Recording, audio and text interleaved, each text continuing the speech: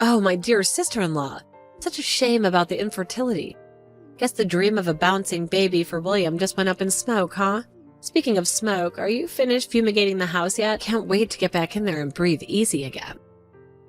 I'm on my way back as we speak. The movers are already here to take everything. Movers, huh? Sounds expensive. Hope William's new job can cover it. Speaking of which, have you found your new place yet? Wouldn't want you two lovebirds to be homeless on the street. Georgina, is this really necessary? We both know things haven't been working out and I'm leaving.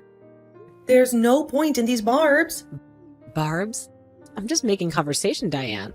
Besides, you can't blame me for wanting a little peace and quiet around here. Your constant presence has been, well, let's just say it hasn't been a joyride. So you used line to say those hurtful things to me? Couldn't even pick up the phone and have a decent conversation like an adult? Line was convenient. Besides, I was busy celebrating the fact that you're finally out of here. Free up the house, frees up William's paycheck for some real fun. You know, the kind you can't get with a nag like you around. I see. So it was all about convenience and fun for you, huh? Not about what was best for the family? Family? Don't be ridiculous. You haven't exactly been Miss Congeniality over the last few years. Always moping around with that long face. Honestly, you should be thanking me for giving you a little push out the door. Thank you? Thank you for making me feel unwelcome in my own home? Thank you for turning my husband against me? You know what, Georgina? The infertility issue? Turns out it's me, not William. But despite that, I've kept this house running, taking care of you and your mother, all while William changed jobs 5 times. And this is the thank you I get? Come on. I asked you to take care of things for 3 years. During these 3 years, I haven't had a child with William. When I checked with the hospital, the doctor's words echoed in my ears. It was my body that wouldn't cooperate. However, haven't I always taken care of my husband's family, including you, Georgina? I cooked, cleaned, and even helped manage your mother's finances? Why do I have to apologize for something beyond my control? Diane, that sounds ridiculous. Don't think you're the only one who's worried about this family. Don't think you're significant just because you do some household chores. Because my mother and I were reluctant to accept you. We had our reservations, but you were all we had. I don't have any other choice in the matter. Just do some household chores? Both your mom and you never left a finger to do any housework. You leave everything for me to handle, treating this house like a personal hotel. And William, he's been struggling to find stable work. He has changed jobs 5 times in 3 years, each time with the promise of something better, but ending up with even less security. And I've had to endure all of it. The constant stress, the financial strain. No, on the contrary. My brother is very admirable. What? Admirable? What do you mean? Because he's changed jobs 5 times in 3 years and can still find another job. It shows his adaptability, his resilience. If it were normal, he would have been unemployed for a long time. But William, he's a fighter. That's very wonderful, wouldn't you agree? I don't understand what you are excited about. Also, from the 3rd time onwards, those weren't full-time positions, Georgina. He was no longer hired as an official employee, only as a part-time worker or a freeder.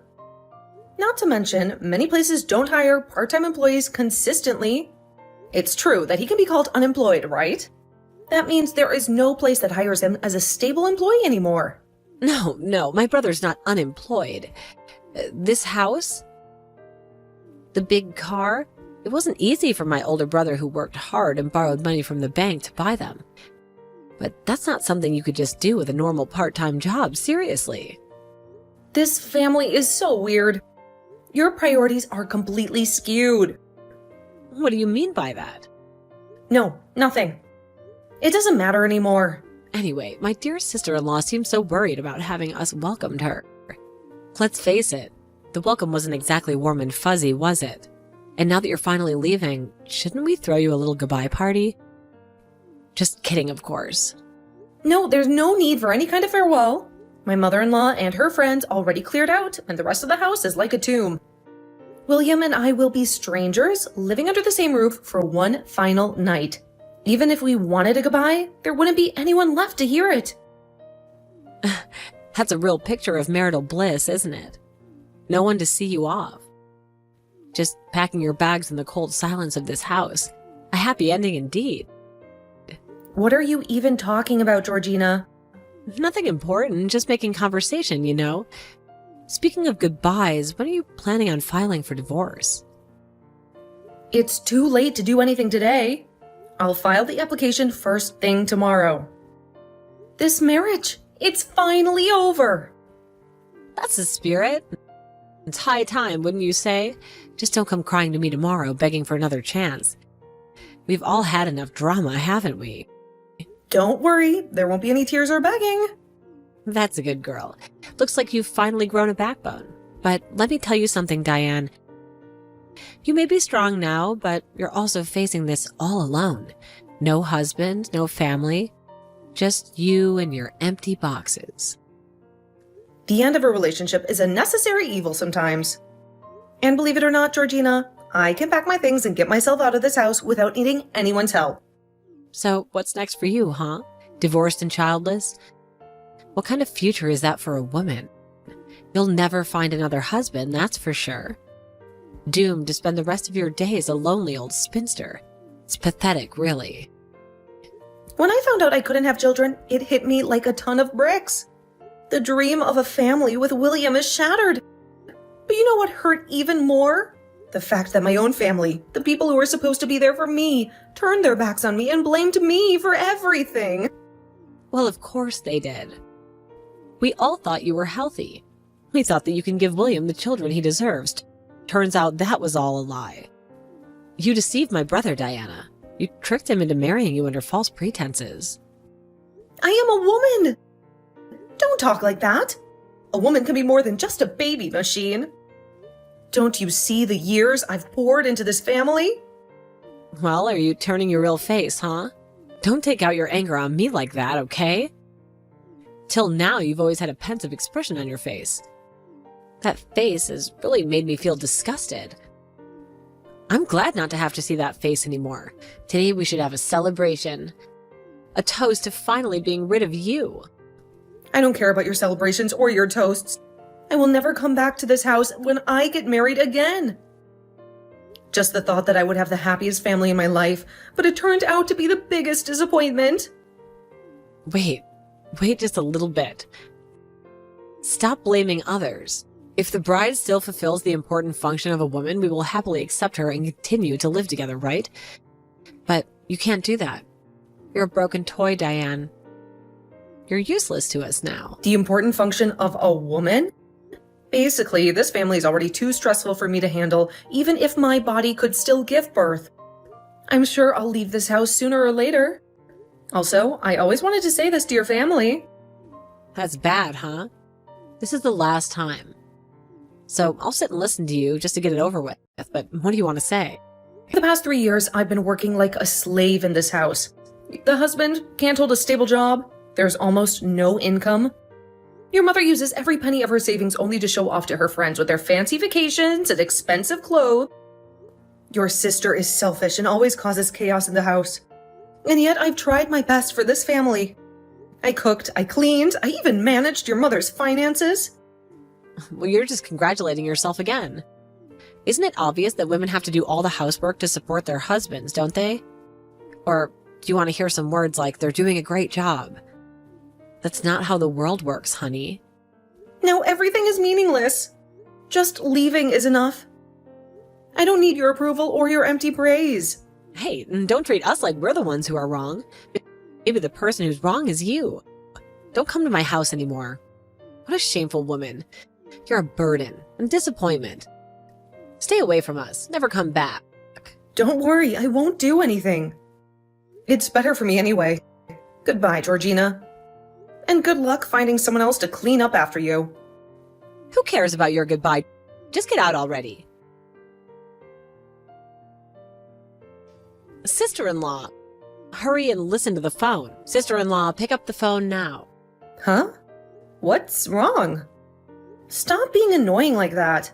How dare you sell our house and car without saying anything? Just because you were kicked out of the house, you're doing too much up there. Houses and cars are all taken away. You must be responsible for that, stealing like a common criminal. Well, I don't know anything about selling a house and car, but it must be because of that whole mess, right? Wouldn't you agree? Don't pretend like that. That's unbelievable. You wouldn't dare. Return the house and car immediately, or I'll call the police. Do you understand? Anyway, how could I sell someone else's stuff? I'm just selling my own things. Calm down, Georgina. What do you mean, own your things? The house is in William's name. The car is registered to my mother. Don't try and play dumb with me. In other words, it's not what you think. Our property wasn't sold illegally, but rather it originally belonged to your sweet, naive sister-in-law. Surprised, aren't you? The car and home are yours now. What nonsense are you talking about? There's no way. Why do you think that's impossible? Because I never worked a real job according to you? Because I took care of your entire household while you sat around like a king? Because you didn't have a job in the traditional sense. How could someone who doesn't work afford to buy a house or a car? So stop this ridiculous act. Who said I don't have a job? I may not have fit into your narrow definition of work, but I worked nonetheless. You had a job? Didn't you just do housework? You couldn't even give birth to a baby anymore, so what good are you? That's right. Though I cannot give birth, that doesn't define my worth. And the belief that having children is women's work is definitely wrong. We are all people, so you should understand, right? How would you feel if someone said something similar about your own capabilities, huh? I'm completely different. Don't be jealous because you can't do the same thing, sister-in-law. Oh, I'm sorry, my ex-sister-in-law. I don't want to be called your sister-in-law anymore, Georgina. And for your information, I have worked not only as a housewife, but also as a full-fledged legal secretary at a prestigious firm.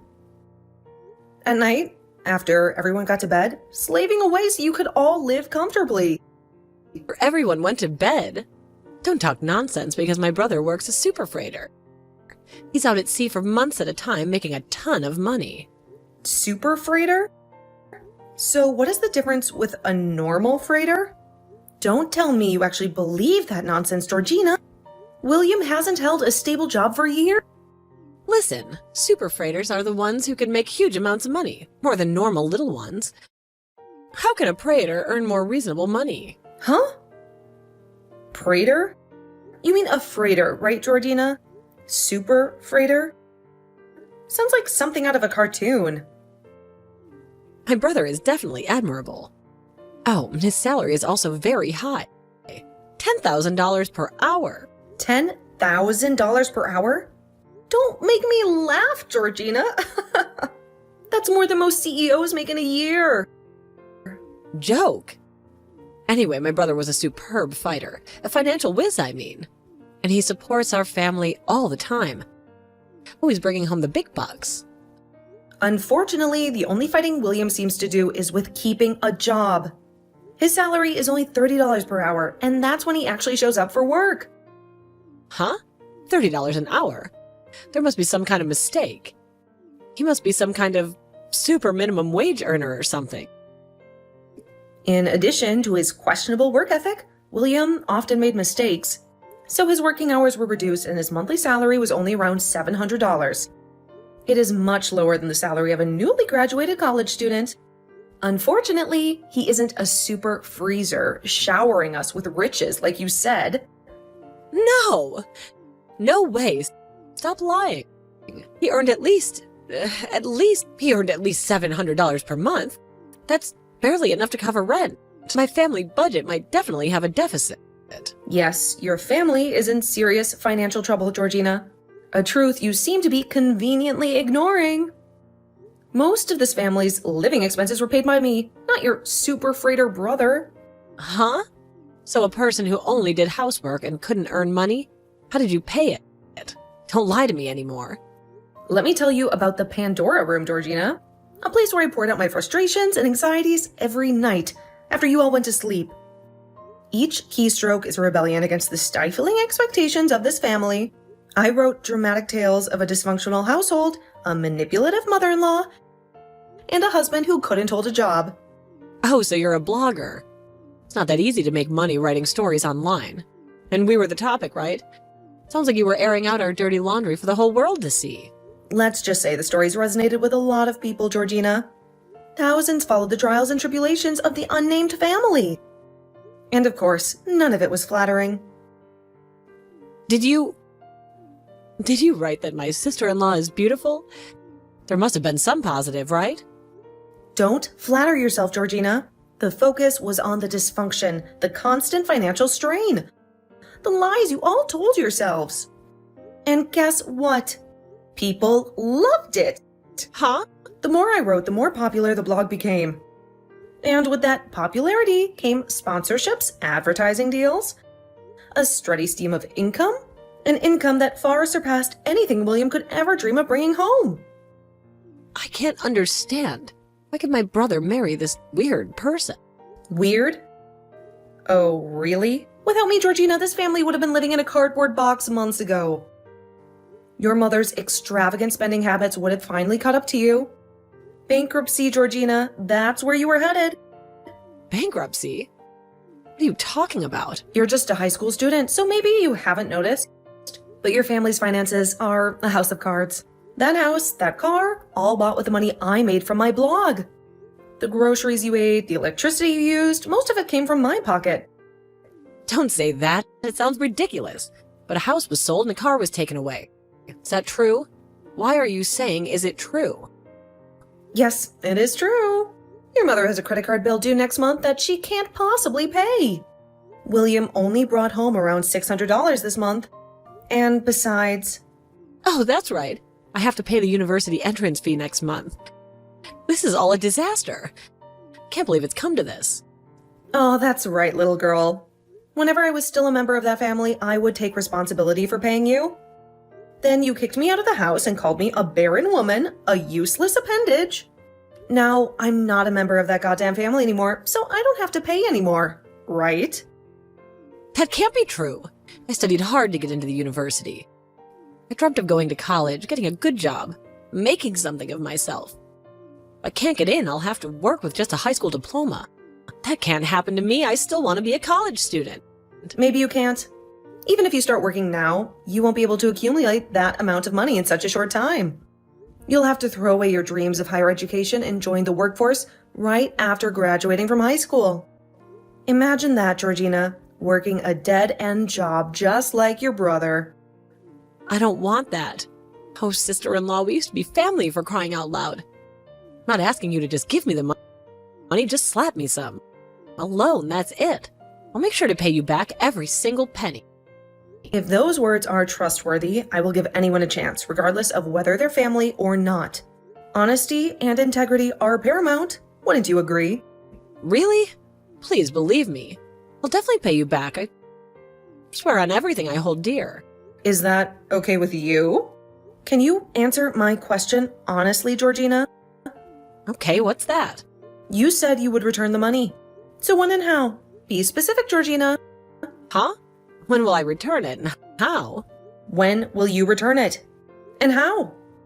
Don't tell me fairy tales about pocket money.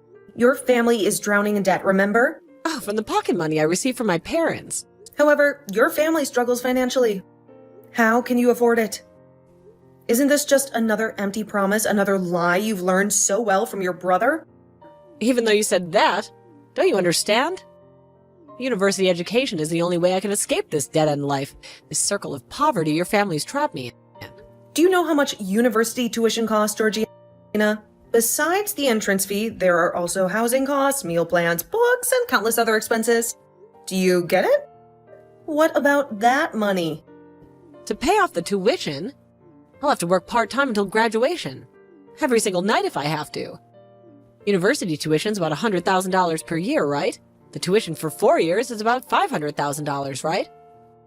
If it's only about that amount, that could be managed with effort. I'm young and strong. I could handle it. Well, according to my research, Georgina, the university you want to attend is a prestigious private institution. They have a reputation for excellence, not affordability. I don't want to lend you any money, and quite frankly, your plan sounds like nothing more than a naive fantasy. Huh? I already said I'd pay you back, so I put my last hope in you. Why? Because you're the only one who understands. Don't you remember all those times you complained about my family's spending habits? We were on the same team once, weren't we? I said I'd give it back properly, every single cent, with interest. Listen, Georgina, university admission fees are separate from tuition costs. Your university admission fee is $300,000, and the annual tuition fee is a staggering $500,000.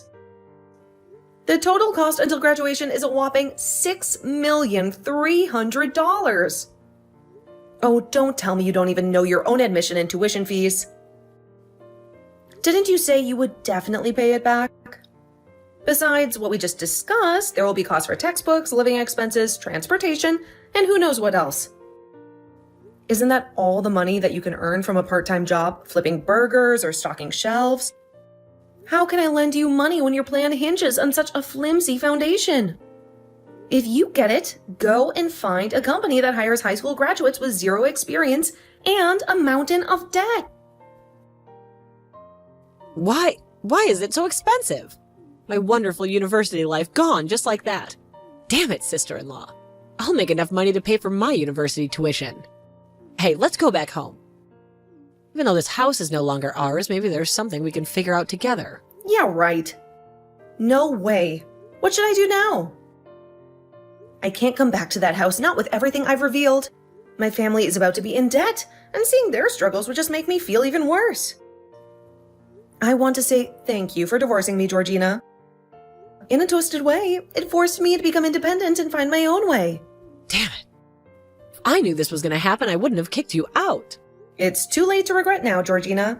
Work and learn how to cope with the life on your own. Maybe after 10 years, weathering the storms life throws at you, you will become a better person. It's unlikely, but there's still a chance. Now, if you'll excuse me, I have a plane to catch. There's a new city waiting for me, one filled with opportunity and freedom from the likes of you and your family. Goodbye, Georgina. After that, Georgina's family lost their house, lost their car, and had no money to pay for any hotel. Shame hung heavy in the air as they shuffled out of their once comfortable home, the weight of their empty pockets mirroring the emptiness in their heart. Looks like that family has been begging in the park for a while. One day, Georgina approached a well-dressed woman. But her pleas for help were met with a disdainful glare. "We work for our money, young woman," the woman sniffed, clutching her purse tighter. Georgina looked for a part-time job after graduating from high school, her resume filled with nothing but empty promises. She can't recruit anywhere due to their insolent and disrespectful attitude. On the other hand, I became a famous blogger thanks to that family. My scathing social commentary resonating with millions. I built a loyal following, my online persona a stark contrast to the quiet housewife I once was. After all, I will prioritize myself and enjoy my life on my own terms. No longer would I be defined by a family that never valued me. The future stretched before me, brimming with possibility, and I embraced it with open arms.